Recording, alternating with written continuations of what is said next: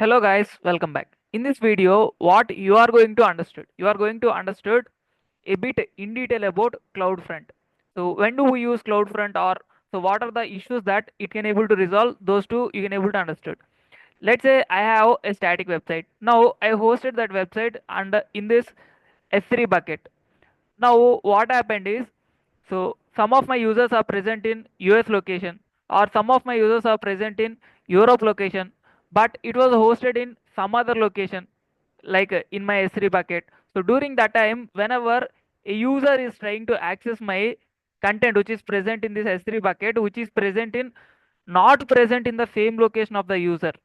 So during that time, the response coming from the website may take some time. That means we can say it has a latency. To avoid this latency, this CloudFront offers us caching to multiple locations. By using that option, we can able to avoid this latency issue, so that the content will be cached to the user location. Since the content present in my bucket is cached in that user location, so whenever user requests again, so from his location where he is present, from that location only, from CloudFront cached content, he can able to access. So that issue this CloudFront can able to resolve. And like how much time we can able to store that data, like caching data, and what is the retention period, those all we can able to set from the CloudFront itself. Then, so what is the another issue that it can able to overcome?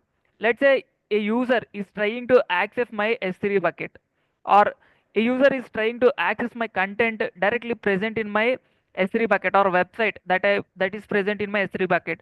By overcoming this CloudFront, so during that time, what happens? Some load will happen on it. So you can say bypass is happening, right? Yes. So this bypass request I want to block. So how can I able to block such bypass requests, and how can I able to allow only the requests which are coming from CloudFront? Like, so whatever the requests which are coming from user, those need to be authorized or authenticated by using this CloudFront. Then only those will be sent to this S3. So if in case the content is not present here, so only that case I want. So like that, can I able to overcome the bypassing of user requests from CloudFront? Yes.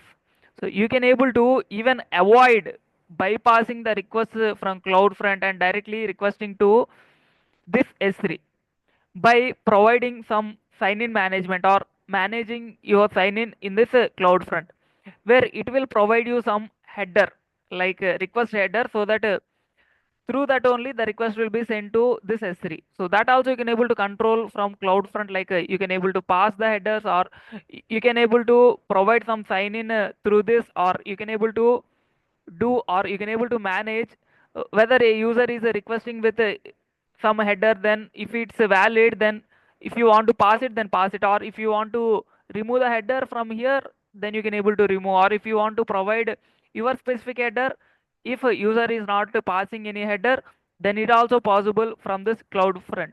I want to show you that option specially. So let's start the video. Like let's host a website in this Amazon S3. Now you can observe I have logged into my AWS management console. Since this is a temporary user, I provided only the required permissions for this user. So for you, since you are a admin user, you can able to perform it. Now I'll show you the code which I am using. You can see this is the simple code that I am using. Yeah, this is the simple code that I am using for this demo. So this is simply like a header as well as some paragraph is there. So now before hosting it, I want to run and show you like how the output will look like. So now you can see this is how the output like. So I'm just expecting to put it in a. So I'm just closing it. So I want to first host that in my S3 bucket. So that's why I selected my S3.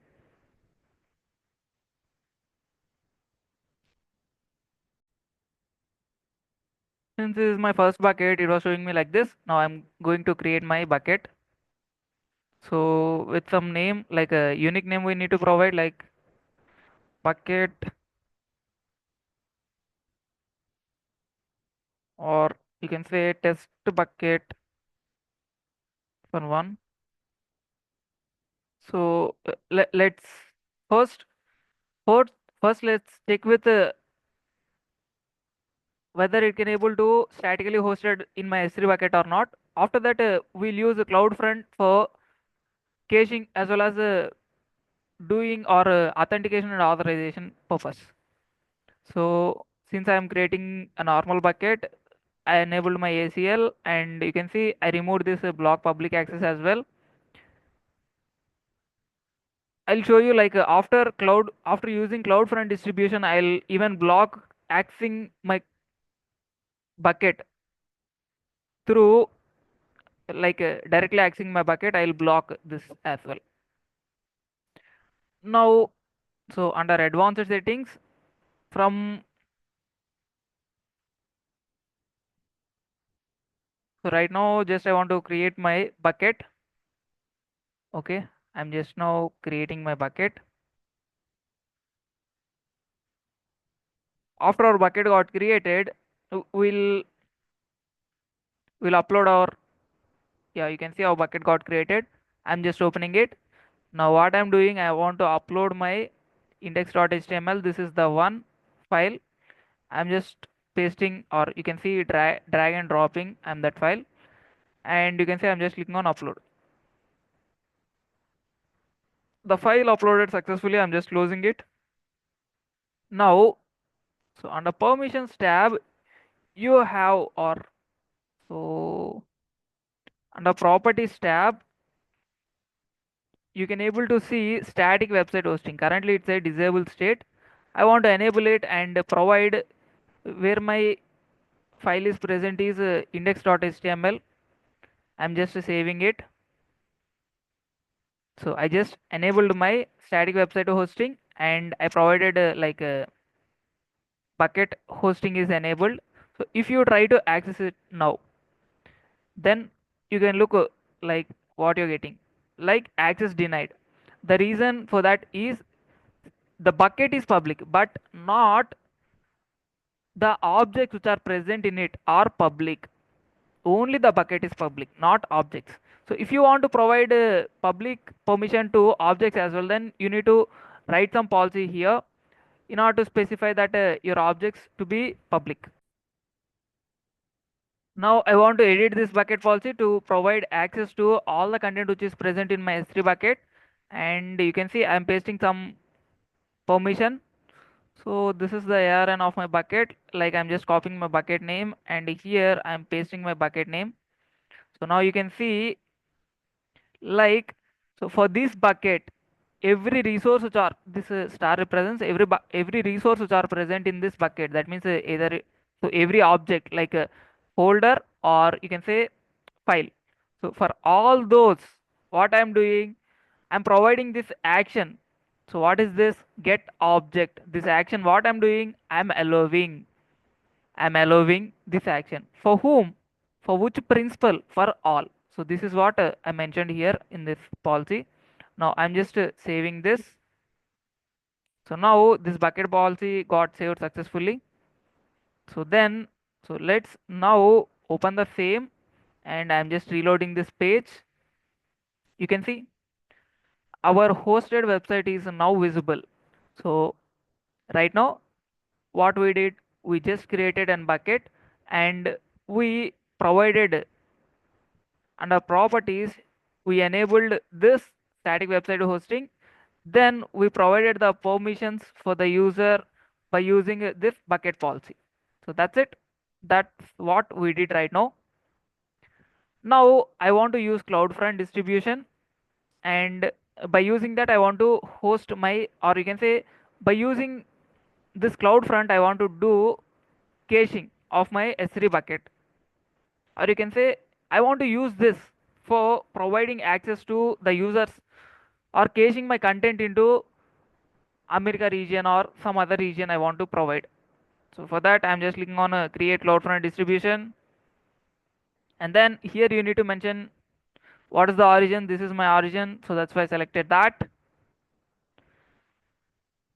And so now you can see here origin access. If you observe this carefully, then you can able to understood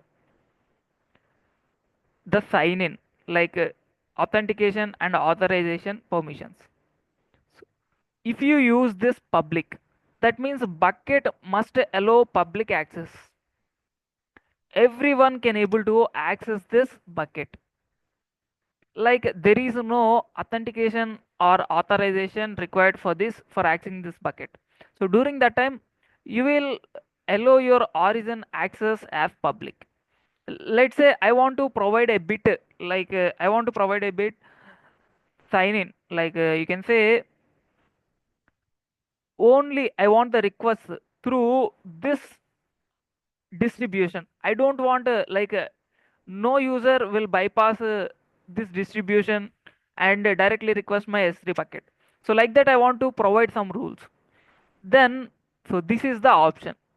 Here you need to create some OAI, that is origin access identity. Through that, through that the user will request to your S3 bucket. So without let's say if he directly requested to your S3 bucket, since there is no authentication or authorization, he cannot able to access this. And you can see the bucket policy. If you want to update while creating this, then you can able to select this. Or if you do not want to update this policy, then like bucket policy while creating this CloudFront distribution, then select this. Then this is a bit advanced compared to these two. Like here we can allow users requests or sign-ins. Like let's say sign-in users are already there. So for them, they are having some authentication key. By using that, they want to communicate with S3 through this CloudFront. So during that time, if you don't want to stop that request, then you can see this option allows it. And you also have a request like some users are not having some authentication token, and this need to provide that authentication token. So that also possible through this option. So for this, first you need to create a new OAC, that is origin access control. I'm just clicking on it. So here I'm just providing my bucket a name for this, like the name of it, and some description. It's an optional one. And here you can see do not sign in requests. Do not sign requests. This indicates like whenever a user is already logging into my website and he is trying to access my portal, then I'm allowing only them. Let's say a user is not signed into my website and he try to access some content of my website. So during that time, it does not allow, like it does not allow to sign into that website. Like this this CloudFront do not allow for unsigned users to access the website through this distribution. Let's say for unauthorized users, unauthenticated users, let's say I want to provide sign in as well, then you need to select this option. So some users are having authorization and authentication, and some users are unauthorized. So during that scenario, you need to select this option so that for authorized users, the header will be directly passed. Whereas for unauthorized users, this CloudFront will create some header for them and it will pass. It will pass those headers to the S3 in order to access the content which is present in S3. Currently, I'm just removing this since for every request of mine, it need to be passed directly by providing some sign in. So I'm just moving on with this and creating this.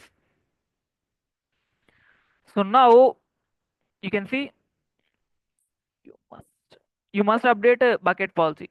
So after this CloudFront distribution got created, we definitely need to update our bucket policy so that then only it can able to access the content, or you can say the requests which are coming through this CloudFront. So that's what it is specifying. Okay, we'll do it later. So that's it. I'm just moving on with the default options. So I hope I explained you what are the things that I want to explain. And so restrict user access. If if you restrict user access, then viewers must use CloudFront related signed URLs or signed cookies only to access your content. So this is also I want to explain. Like if you put S, then so you can able to restrict the users who are accessing out of CloudFront URLs or cookies. Currently, I don't want to put it, so I put no for it, and yeah, that's it. I'm going to create. Currently, I do not want any SSL certificate. I'm just moving it up, and I'm creating this CloudFront distribution. So now, yeah, this also we need to specify, like, do we require WAF for additional protection? No, I do not enable any security related additional protection. I'm just creating this distribution. So now you can see we have an option like to copy this policy. I'm just copying this. So I just copied this policy. So this CloudFront distribution is still deploying. Let's say, let's say if you click on this cross and you haven't copied the policy that you need to update in your S3 bucket, then don't worry. In this origins, you can see this origin is available, right? Yes. So you just click on it and click on edit. There you can able to identify like the policy. So you can see. So this is the policy option is there. You can copy it so that the same policy will be copied. And now I want to update that in my S3 bucket. So that's why I'm opening my S3 bucket again. So meanwhile, this CloudFront gets deploying. I want to update my bucket policy. So where it is present under permissions, you can see the bucket policy is there. I'm just editing this. Then here I'm just providing, or you can say we need to, yeah. So I'm just pasting that. And at last, so what I'm doing is I'm saving these changes. I click on the save changes so that the changes will be saved. You can see, yes. So now I want to open my distribution again to show you the URL for my website. The distribution is, yeah, now still it is deploying. So after this gets deployed and you got some time, like last modified time, then you can able to, from then you can able to access it. So meanwhile let's block the access through my S3 bucket.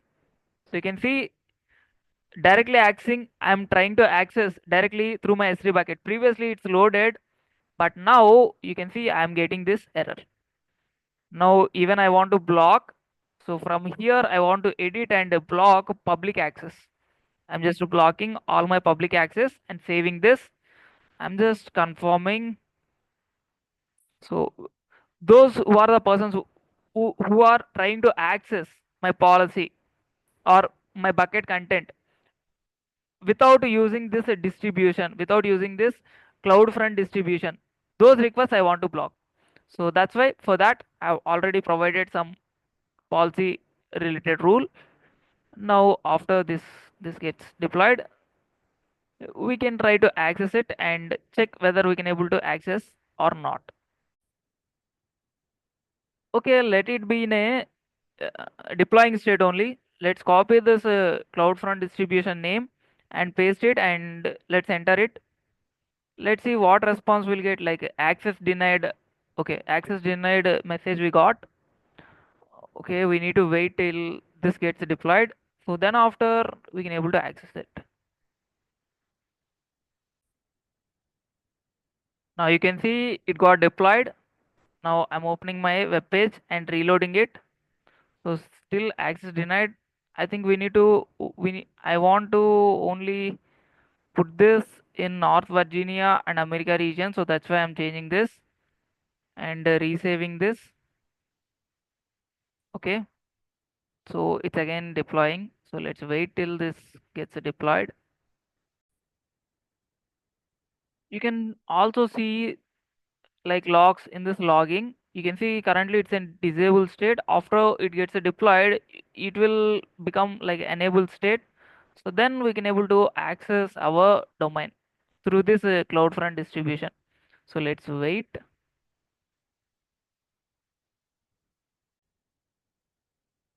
Now you can see we get like a last modified time. So let's try to open the web page and try to reload it. So still okay. Let's debug it. Like so, where do we did the mistake? I allowed these origins. Okay, let's see the settings. So description not required, and these origins I allowed alternative domain. It's an optional, but default. Yeah, we need to provide the default root object. So what is our default root object? Index.html. That is the file name that we provided, right? In our S3. So that's why I'm saving this. Okay. Now, so it's again deploying. Okay. So you can see like so this is our default object, right? This is the website. So I need to provide this as the root. So after providing, so I think it is again redeploying. So now after this, let's check.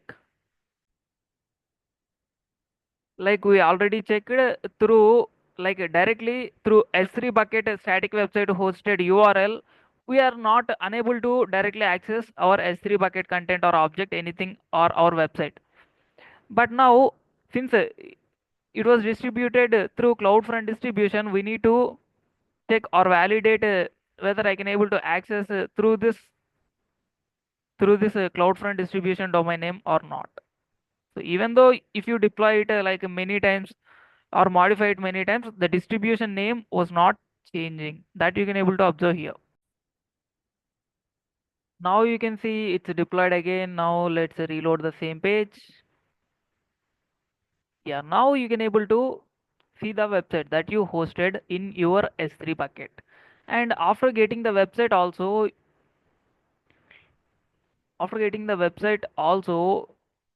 here if you observe like so what is the URL that was not changed. You can see. So whatever the URL that we get through CloudFront distribution that was not changed. So like this, actually by using a CloudFront distribution, you can able to overcome those two issues. One is caching and one is unauthorized access or directly crossing or overtaking or bypassing this CloudFront and directly accessing S3.